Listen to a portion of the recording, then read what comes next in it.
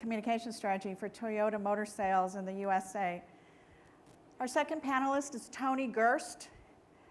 Tony, here he comes. Tony is the Vice President of Clorox Multicultural Division, and we welcome Tony. And our third speaker, our panelist, is Steve James, and Steve is the Executive Director of the California Milk Processors Board. Welcome.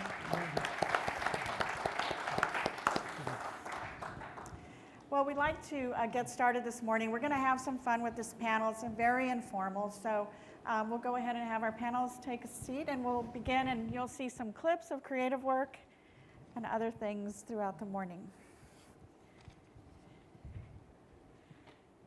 I'd like to begin this morning and kind of maybe perhaps begin with Dion and Steve, who have some presentation materials that you'd like to share with us. And Dion, would you like to begin and take us through some of that? Oh, sure. One of the things that I thought might be of interest to the broader group has to do with how we work across our different agencies. At Toyota, we have 4 advertising agencies that we work with, and our Hispanic agency, Conil, is a key partner for us. But what we do on a regular basis is try to begin our campaigns from an integrated positioning standpoint. So we work closely and we work together with all of the agencies through the research phase, through structured creative ideation sessions, to make sure that we're all kind of coming from the same platform, and then the different agencies interpret those platforms based on their own market focus. So one of the things that I thought might be of interest has to do with a recent campaign that we did for Matrix. This was a campaign where the research told us that the consumers were not counterculture, but very much nonconformist, young males, urban, and that was an interesting insight because for this vehicle. Our new Matrix for those of you who don't know, is a small hatchback. And what we learned is because it's a youth-oriented target, that there's a lot of multicultural focus and appreciation among the target. So we developed individual platforms, a unified platform, but individual campaigns based on that for Matrix. And maybe if we just show the Matrix video, you'll get a flavor for how the Hispanic version of that was interpreted.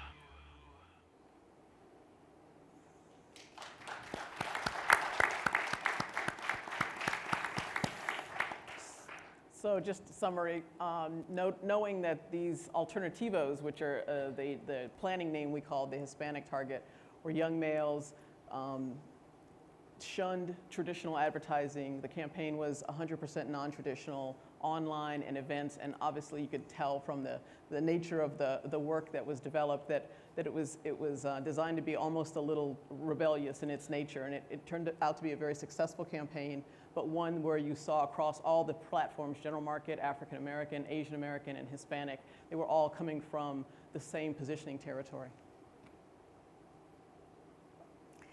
I wanted to ask Dion, we all know as we create campaigns that there's a tremendous amount of sell-in internally within their organizations. Dion, perhaps you can share with us some of the behind the scenes of selling in some of what we just saw and how easy it is or how difficult it may be. You mean getting something up the chain and yes, getting exactly. the approvals? Toyota is a company that values consensus building. And so it's a little messy, frankly, in terms of how you gain consensus.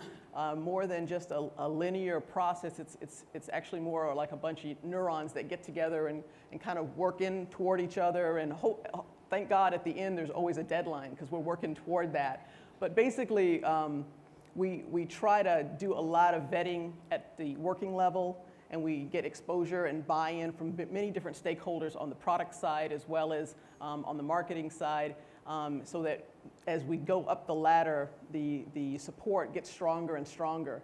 One of the particular challenges with the Matrix campaign was its non-traditional nature. We still have some folks who have a mindset of, TV is pretty much it in terms of what advertising can offer.